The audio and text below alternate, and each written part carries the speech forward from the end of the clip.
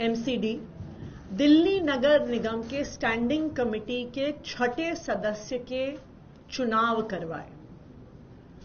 जो चुनाव कल भारतीय जनता पार्टी ने कराया वो चुनाव गैर कानूनी है, वो चुनाव गैर संवैधानिक है और वो चुनाव गैर लोकतांत्रिक है।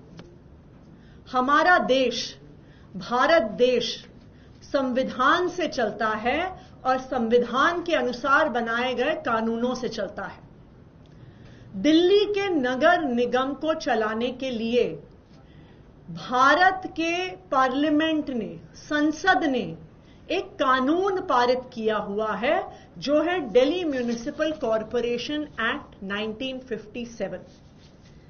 उस दिल्ली म्युनिसिपल कॉरपोरेशन एक्ट 1957 के तहत कई सारे नियम, कानून, बायलॉज बने हुए हैं जिससे एमसीडी चलती है।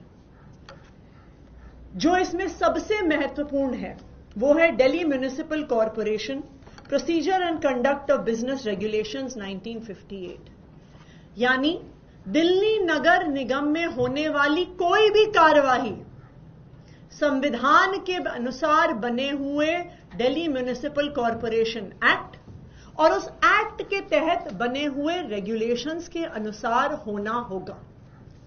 अब उन नियम, कानून और रेगुलेशंस को अगर हम देखने जाएं तो जो procedure and conduct of business regulations हैं उसमें रेगुलेशन 51 जो स्टैंडिंग कमेटी के मेंबर्स के चुनाव के बारे में है, उसमें यह स्पष्ट है कि स्टैंडिंग कमेटी के सदस्यों का चुनाव कॉरपोरेशन की मीटिंग में होगा, नंबर 1। नंबर 2, इसी procedure and conduct business regulations के रेगुलेशन 3 सबसेक्शन 2 में यह लिखा है कि कॉरपोरेशन की मीटिंग का समय और स्थान और तारीख तय करना सिर्फ और सिर्फ मेयर की पावर में है।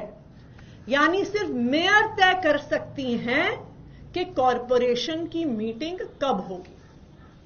Number 3, DMC act, Delhi municipal corporation act का सेक्शन 76 बिल्कुल स्पष्ट शब्दों में कहता है कि जब भी कॉरपोरेशन की मीटिंग होगी तो उसकी अध्यक्षता यानी उसकी प्रिजाइडिंग ऑफिसर मेयर होंगी और अगर मेयर नहीं होंगी तो उनके स्थान पे डेप्यूटी मेयर होंगे।